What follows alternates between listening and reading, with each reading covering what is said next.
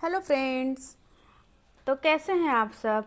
I hope आप बहुत ही अच्छे होंगे और आपकी तैयारी भी बहुत ही अच्छे से चल रही होगी।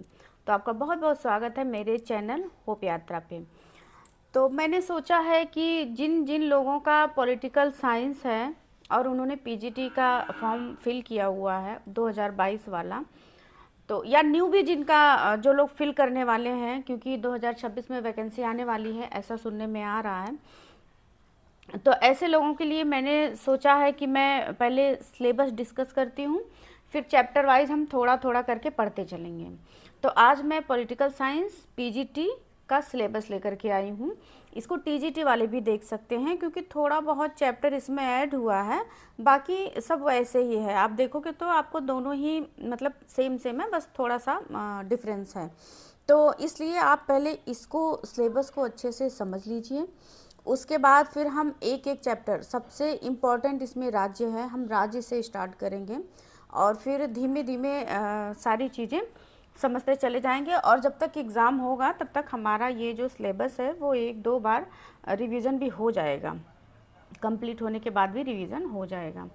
तो आप सब इस पे ध्यान दें और इसको समझने का प्रयास करें। और इसको आप लिख करके अपने रूम में जहाँ भी आप स्टडी करते हैं वहाँ पे इसको टांग दीजिए, जिससे कि आप इसको देखा करें डे बाय डे। तो ये इससे क्या होगा कि आपको पता होगा कि हम क्या पढ़ रहे हैं, क्योंकि उसी चैप्टर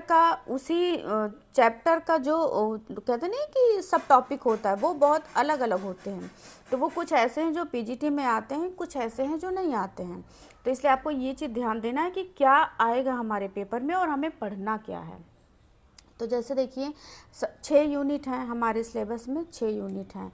एक यूनिट है राजनीतिक सिद्धांत है, फिर तुलनात्मक राजनीति है, उसके बाद अंतर्राष्ट्रीय राजनीति है, फिर भारतीय लोक प्रशासन है और इसके बाद फिर संविधान है।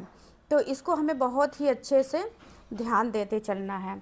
तो देखिए राजनीति शास्त्र में सबसे पहले आप राजनीतिक सिद्धांत में राजनीति शास्त्र की परिभाषा पढ़ेंगे। राज की उत्पत्ति के विभिन्न प्रकार के सिद्धांत हैं, विभिन्न जो राइटर्स हैं उनके जो कथन हैं वो हैं। संप्रभुता है, कानून है, राजनीतिक वाद है और राजनीतिक दर्शन है, तुलनात्मक राजनीति है। इतना तो आपका उसमें आ गया। राजनीतिक दर्शन में आपको प्लेटो, अरस्तु, हॉब्स, लॉक, मॉन्टेस्क्यू, रूसो, मिल, कार्ल मार्क्स, लेनिन, माओ त्से तुंग, मनु, कौटिल्य, नेहरू, गांधी, अंबेडकर, जयप्रकाश नारायण आदि को पढ़ना पड़ेगा। और इसमें जो प्लेटो, अरस्तु, हॉब्स, लॉक ये लोग हैं, ये वेस्टर्न थिंकर कहे जाते हैं। और जो गांधी, मनु, कौटिल्य ये लोग हैं, अंबेडकर हैं, ये लोग भारतीय थिंकर हैं। तो इनको आपको अलग अलग पढ़ना है। और एक जैसे आप ऐसा कर सकते हैं कि आपने प्लेटो पढ़ा, फिर आपने प्लेटो के क्विज़ लगाए, तो आपने देखा कि आपका कुछ छूट तो नहीं रहा है। मान लीजिए कुछ छूट रहा है तो आपको क्या करना है, फिर से पढ़ना है।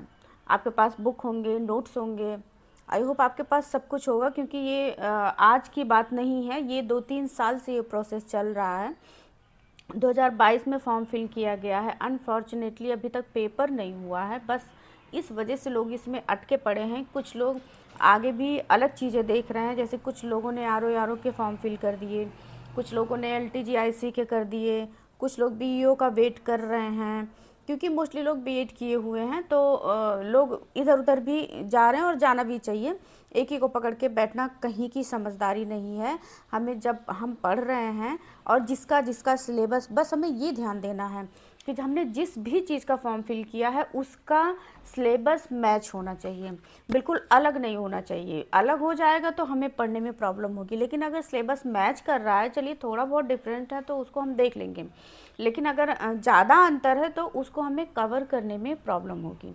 तो इसलिए हमें इस चीज़ को ध्यान में रखते हुए कि क्या क्या चीज़ें ऐसी हैं जो हमारे सिलेबस से मैच कर रही हैं, उसको हमें पढ़ते जाना है।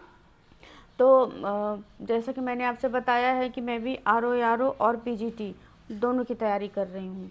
तो मैं PGT पे थोड़ा ज़्यादा फोकस कर रही हूँ, क्योंकि इसका फॉर्म फिल किया जा चुका है। ये बात अलग है कि 3 साल से पेपर नहीं हुआ है। और RO का फॉर्म जो 2026 में आने वाला है उसको फिल करूँगी। अगर आप चाहें तो आप भी उसके लिए प्रिपरेशन कर सकते हैं। पहले मैं इसको थोड़ा सा चलाऊँ करती हूँ, इसमें लगाती हूँ टाइम। अगर अच्छा रिस्पॉन्स आएगा आप लोगों का तो मैं आर ओ के लिए भी मेन चीज़ें लेकर के आऊँगी। तो आप इस पर ध्यान दें और इसको समझिए और पढ़ने का प्रयास करिए।